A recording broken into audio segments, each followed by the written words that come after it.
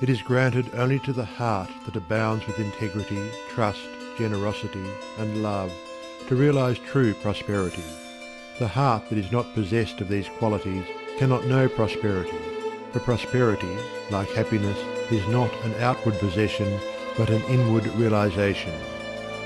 The greedy man may become a millionaire, but he will always be wretched, and mean, and poor, and will even consider himself outwardly poor as long as there is a man in the world who is richer than himself, whilst the upright, open-handed and loving will realize a full and rich prosperity even though their outward possessions may be small.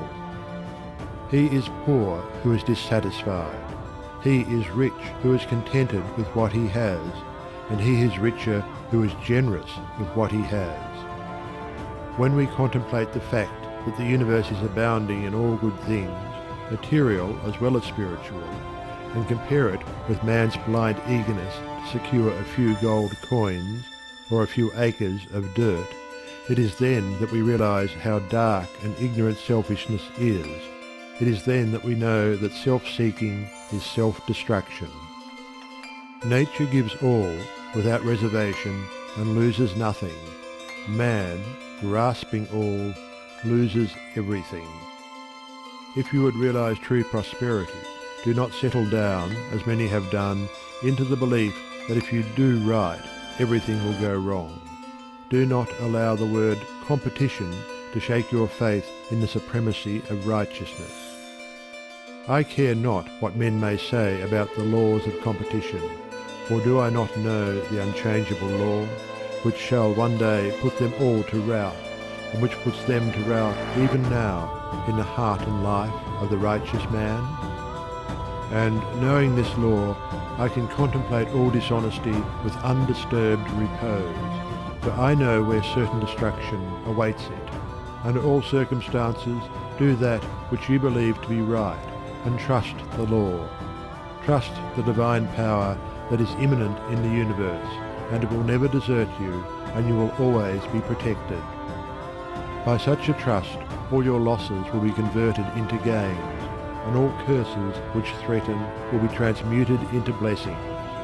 Never let go of integrity, generosity, and love, for these, coupled with energy, will lift you into the truly prosperous state.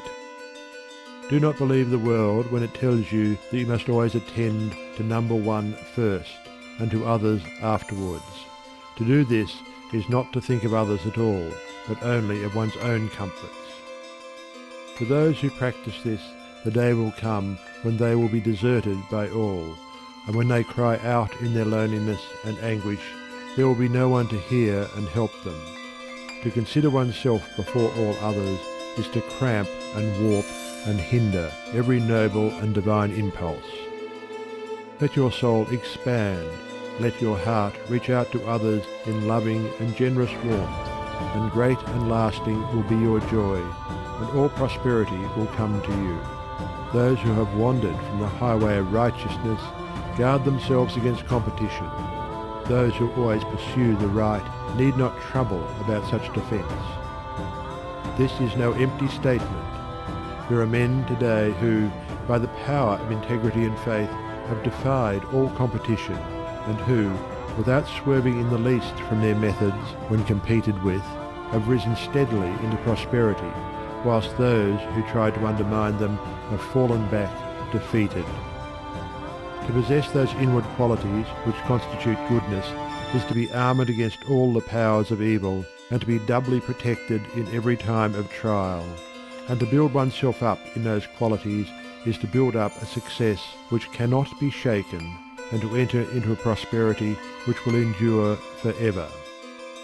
The white robe of the heart invisible is stained with sin and sorrow, grief and pain, and all repentant pools and springs of prayer shall not avail to wash it white again.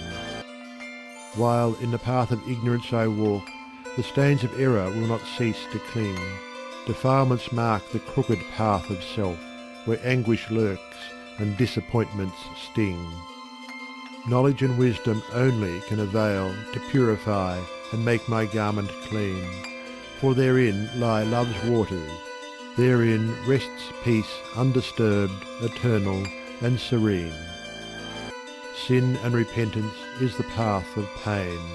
Knowledge and wisdom is the path of peace. By the near way of practice I will find where bliss begins, how pains and sorrows cease. Self shall depart, and truth shall take its place. The changeless one, the indivisible, shall take up his abode in me, and cleanse the white robe of the heart invisible.